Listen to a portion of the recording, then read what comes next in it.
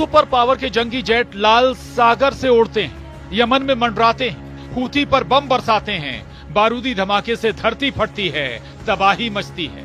मगर जैसे ही धमाके का शोर थमता है, जवाबी हमला इससे भी जोरदार होता है। हूथी की मिसाइलें उड़ने लगती हैं। रॉकेटबाज ऐसा करारा जवाब देते हैं कि अमेरिका और इजराइल दोनों सहम जाते हैं। दुनिया के सबसे ताकतवर लीडर ट्रंप के लिए यह युद्ध भी मुसीबत बनता जा रहा है। ट्रंप को एक बार फिर से ईरान ने जोर का झटका दिया है।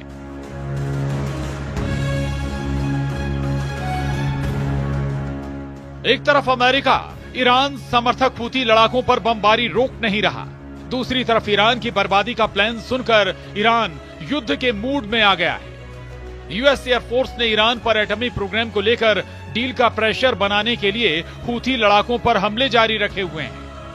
अमेरिकी सेना की सेंट्रल कमांड ने यमन की राजधानी सना पर हवाई हमले का वीडियो रिलीज किया है। मीडिया रिपोर्ट्स के मुताबिक अमेरिकी हमले में 69 लड़ाके मारे गए। ट्रंप ने नेतन्याहू से मुलाकात में साफ किया है कि ईरान अब बेहद खतरनाक हो चुका है। अगर ईरान ने एटमी डील नहीं की तो हालात परमाणु युद्ध तक के बन सकते हैं, जिसके बाद ईरान ही नहीं खाड़ी के कई मुल्क खाक में मिल सकते हैं। ट्रंप ने दावा किया है कि ईरान को एटमी डील के लिए वो मजबूर कर देंगे।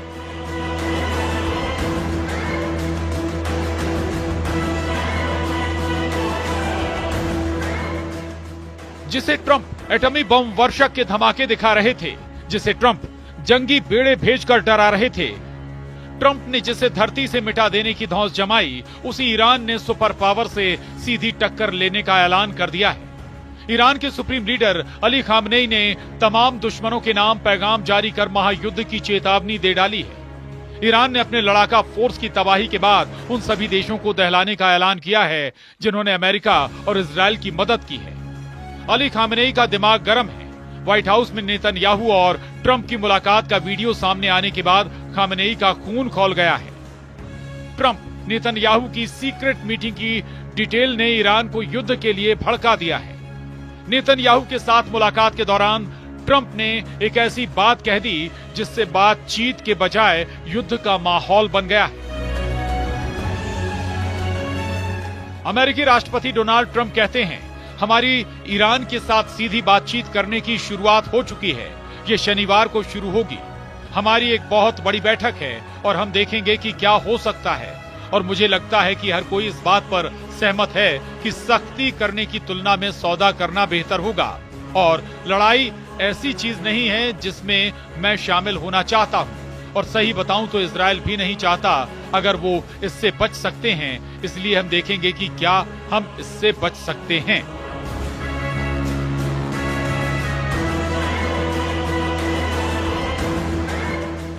दरअसल ट्रंप ने क्लियर कट कहा है कि ईरान को किसी भी कीमत पर एटम बम नहीं बनाने दिए जाएंगे, जबकि ईरान है कि परमाणु हथियारों के कारखाने बंद नहीं कर रहा।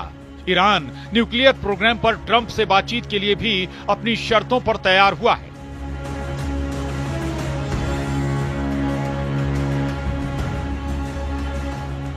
दरअसल ट्रंप कई बार ये धमकी दे चुके हैं कि ईरान उनसे एटमी डील पर सीधी बात करे, जबकि ईरान ने तीसरे पक्ष की मौजूदगी में एटमी डील की बात कही है। ईरान ने अमेरिका को ओमान में परमाणु प्रोग्राम पर बातचीत के लिए भी बुला लिया है, लेकिन खामनेई एटमी प्रोग्राम को बंद करने के बिल्कुल भी मूड में नहीं है। ईरान के विदेश मंत्री सईद अब्बास अरागची ने ट्रंप को दो टूक लहजे में मैसेज दिया है कि ईरान का परमाणु कार्यक्रम शांति के लिए है, जिसे जारी रखा जाएगा। तो फिर ओमान में होने जा रही अमेरिका ईरान की मीटिंग में क्या होगा, जिसके लिए दोनों देशों ने हामी भरी है। ईरान के विदेश मंत्री ने सोशल प्लेटफॉर्म पर मैसेज देकर कहा है कि गेंद ट्रंप के पाले में है। तय उन्हें करना है कि युद्ध होगा या फिर शांति बहाली होगी।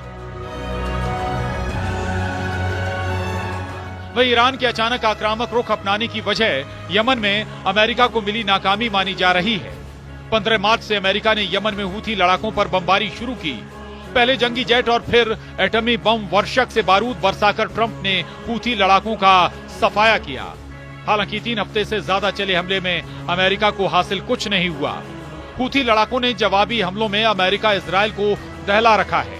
लाल सागर में अब भी अमेरिका के जहाज सलामत नहीं है। हूथी की मिसाइलों ने इजरायल और अमेरिका के ड्रोन और मिसाइलों को तबाह कर डाला है, जबकि हूथी से लड़ाई में अमेरिका के $1 अरब से ज्यादा रकम अभी तक बर्बाद हो चुकी है। वहीं अमेरिका ने हूथी के खिलाफ ऑपरेशन में अपने 6 परमाणु बम, वर्षक और 2 जंगी बेड़े लगा रखे हैं। तो वहीं अमेरिका दावा कर रहा है कि अब तक हूथी के 80 टॉप कमांडर मारे जा चुके हैं। वहीं हालांकि हकीकत में अब तक Houthi chief Abdul Malik Houthi को अमेरिका छू तक नहीं पाया है। तो हूथी चीफ की बात तो दूर है, सुपर पावर के हाथ अब तक हूथी प्रवक्ता याह्या सिर्री भी नहीं लगा है। असलियत में अमेरिका को हवाई हमले में कुछ खास कामयाबी नहीं मिली है, जिसे देखते हुए ईरान भी अटैक मोड में आ चुका है। सुप्रीम लीडर अली खामेनेई ने तो अमेरिका से दोस्ती निभाने वाले 7 मुसलमान देशों के लिए धमकी भरा पैगाम भेज दिया है। एक रिपोर्ट की माने तो ईरान ने इराक, कुवैत, संयुक्त अरब अमीरात, कतर, तुर्की और बहरीन को संदेश भेज दिया है। ईरान ने कहा है कि अगर ये देश अमेरिका को अपनी जमीन या हवाई क्षेत्र इस्तेमाल करने की इजाजत देते हैं तो ईरान इसे अपने खिलाफ युद्ध मानेगा। खामनेई के मैसेज से यह भी साफ है कि ईरान युद्ध के लिए तैयार हो चुका है।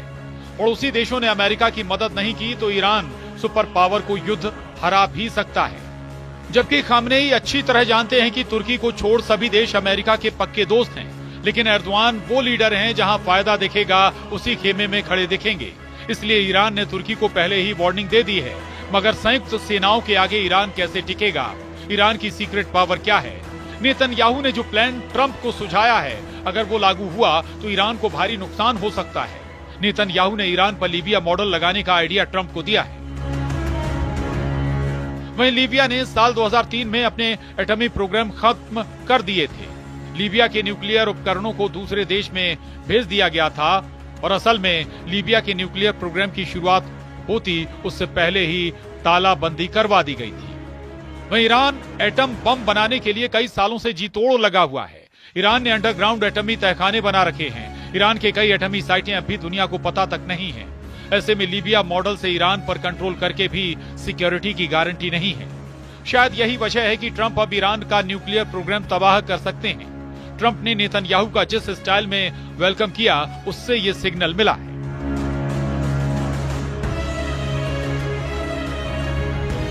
जबकि व्हाइट हाउस में जब नेतन्याहू की अगवानी करने ट्रंप पहुंचे थे तो उन्होंने अपना मुक्का दिखाया था, जिसे दुश्मनों को कुचल डालने का ट्रंप स्टाइल कहा जा रहा है।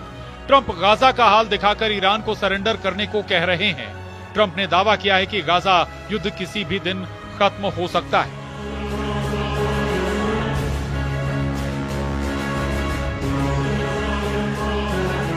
डोनाल्ड ट्रंप कहते हैं, मैं गाजा युद्ध का अंत चाहता हूं। मुझे लगता है कि ये दिन ज्यादा दूर नहीं।